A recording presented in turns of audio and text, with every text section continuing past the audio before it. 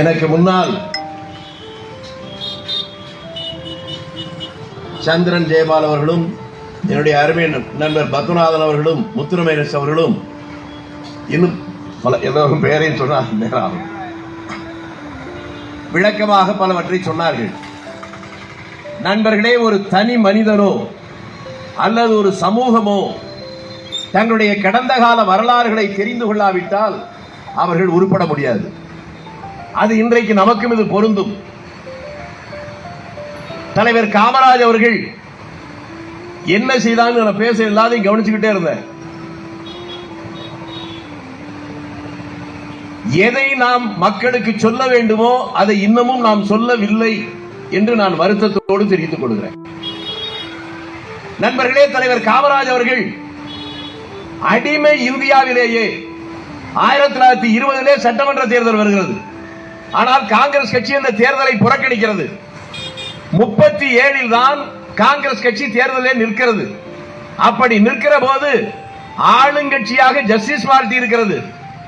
முதல் முறையாக தேர்தலிலே போட்டியிடுகிற காங்கிரஸ் சார்பில் சாத்தூர் தொகுதியில் தலைவர் காமராஜ் நாமினேஷன் போடுறார். அவரை எதிர்த்து ஆளுங்கட்சிக்கார கூட நிக்கல, அன்னபோஸ்டா ஜெயிச்சவர்.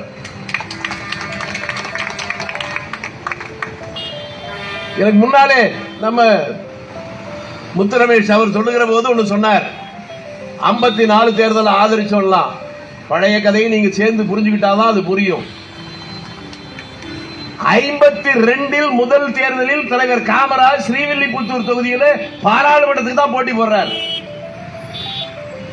அவரை எதிர்த்து அந்த தொகுதி முழுவதும் காமராஜருக்கு ஓட்டு போடாதே, கருப்பு காக்காயை கல்லால் அடி என்று சொல்லி பிரச்சாரம் செய்தவர் பெரியார். அந்த தேர்தலிலே வெற்றி பெறுகிறார். 54 குடியாத்தம் தேர்தல் எப்படி வந்தது என்பது முக்கியம். 54 ராஜாஜியுடைய ஆட்சி கவிழ்ந்த போது இன்னொன்றை நீங்கள் புரிந்து கொள்ள வேண்டும். காங்கிரஸ் கட்சியுடைய வரலாறிலேயே 40 54 வரை 14 ஆண்டு காலங்கள் ஒருவர் தலைவராக இருந்தது காமராஜ் அவர்கள் மட்டுமே. அப்போதெல்லாம் முதலமைச்சரை தேர்ந்தெடுப்பதற்கான கூட்டத்தை கூட்டுகின்ற அதிகாரம் மாநில தலைவருக்கு தான் உண்டு. அவர்தான் பிரகாசத்தை உருவாக்கினார், அவர்தான் ஓமாதுராவை உருவாக்கினார், அவர்தான் குமாரசாமி ராஜாவை உருவாக்கினார், அவர்தான் ராஜாஜியை உருவாக்கினார். அதற்கு பின்னாலே ஆட்சி கவிழ்ந்த போது சட்டமன்ற உறுப்பினர்களை கூட்டி அதற்கு முன்னாலே அவர் தனியாக சொன்னது, அதை உங்களுக்கு சொல்லுகிறேன்.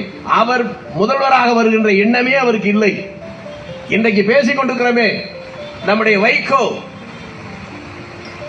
அவருடைய தாய்வழி தாத்தா மாக்கோ என்று அவரை சொல்வார்கள். அவர் ஒரு நேர்மையான மனிதர் என்பதற்காக நீங்கள் புறப்பட்டு வாருங்கள் என்று சொல்லிவிட்டு தான் இந்த கூட்டத்தை கூடுகிறார். ஆனால் அந்த கூட்டத்தில் இருக்கிறவர்கள் சொன்னது, நீங்கள் ஒவ்வொருவரையும் சொல்லுகிறீர்கள், அவர்கள் 2 ஆண்டு 3 ஆண்டு என்று போய்கொண்டே இருக்கிறார்கள், நிரந்தரமாக நிற்கவில்லை.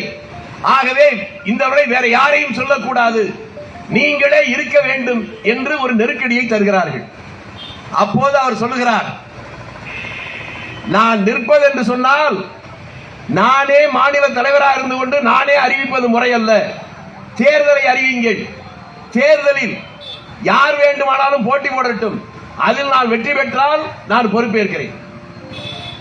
தேர்தல் நடக்கிறது. காமராஜருக்கு 94 வாக்குகள் கிடைக்கிறது. அவரை எதிர்த்து போட்டியிட்ட சுப்பிரமணியத்திற்கு 41 வாக்குகள். அதற்கு பின்னால் சொல்லுகிறார், இப்போதும் சொல்லுகிறேன் நண்பர்களே, என் விருப்பப்படித்தான் அமைச்சரவை நான் அறிவிப்பேன். யாராவது அதற்கு இடையூறாக இருந்தால் நான் ஏற்றுக்கொள்ள மாட்டேன். நீங்கள் விருப்பம் போல் செய்யுங்கள். அமைச்சரவை பட்டியலை தருகிறார்.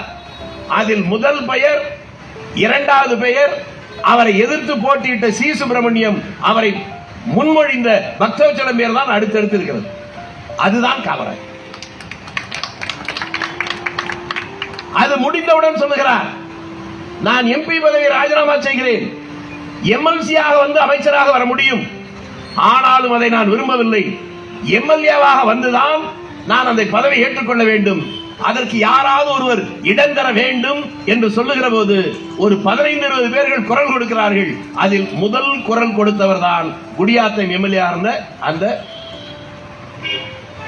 முதலியார் அவரு. அப்ப இங்க சொல்றாங்க, என்னையா அதுக்கு ஒத்துக்கிறீங்களே, தென் மாவட்டமா இருந்தா நம்ம ஆளுகளா இருக்கிறாங்க, அங்க 100 பேர் கூட இல்லையே. அப்ப அவர் சொன்ன நேர்மை, நான் சொன்ன உடனேயே முதல் குரல் கொடுத்தவர் முதலியார், அதனால அவர் இடத்துல தான் நிக்கிறேன். அப்ப திமுக ஆதரிச்சுதான், இல்லைன்னா ஜெயிச்சிருக்க முடியாதான். பெரியார் ஆதரிக்கிறேன்னா காமராஜ் தோத்து போயிருப்பாராங்க. இந்த முட்டா பேர்களா 52 தேர்தலே காங்கிரஸ் முதலியார் ஜெயிச்ச இடத்துல தானே அவர் நிக்கிறாரு. இந்த அடிப்படை அறிவு இல்லாமலே விமர்சனம். நண்பர்களே, இந்த கூட்ட உண்ணாவிரதம் இருக்க வேண்டிய அவசியம் ஏன் வந்தது? தலைவர் காமராஜ் முதலமைச்சராக வருகிறார். வந்தவுடன் முதலாக ஒரு செய்தியாளர் சந்திப்பு, பத்திரிகையாளர் கூட்டம். அதில் ஒருத்தர் கேள்வி கேட்கிறார், யார் ஒருவர் தலைமை பதவிக்கு வந்தாலும் தங்களுடைய ஆட்சி காலத்தில் இதை செய்ய வேண்டும் என்கின்ற ஒரு இலக்கு, ஒரு குறியீடு இருக்கும், உங்களுக்கு என்ன இலக்கு கேட்கிறார்கள். அப்போது அவர் சொன்னது, வார்த்தை மாறாமல் சொல்லுகிறேன், நான் முதலமைச்சர் நாற்காலியை விட்டு இறங்குகிற போது தமிழ்நாட்டில் எழுத படிக்க தெரியாதவன் எவனுமே இருக்கக்கூடாது, ஒரே ஒருவனை தவிரங்கிறார். ஒன்னும் புரியலையே, எல்லாருக்கும் எழுத படிக்க தெரியும், ஒரே ஒருவனை தவிரங்கிறீங்க, அந்த ஒருவன் யார் கேட்கிற போது கண்கலங்க அவர் சொன்னது, அந்த ஒருவன் நானாக இருக்கு.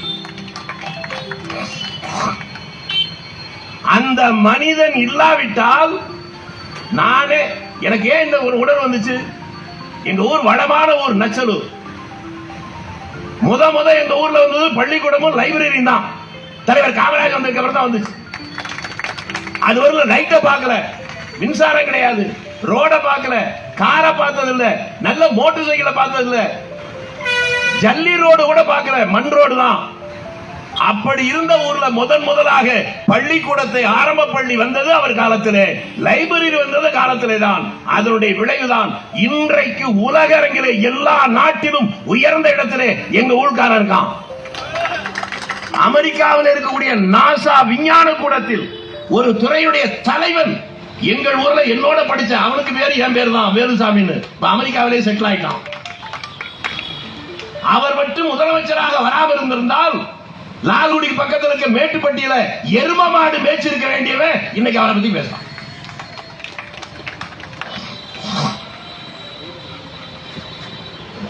முன்னால நம்ம பத்மநாபன் பேசுற போது ஒண்ணு சொன்னார், சாத்தனூர் அணையை பத்தி சொன்னார்.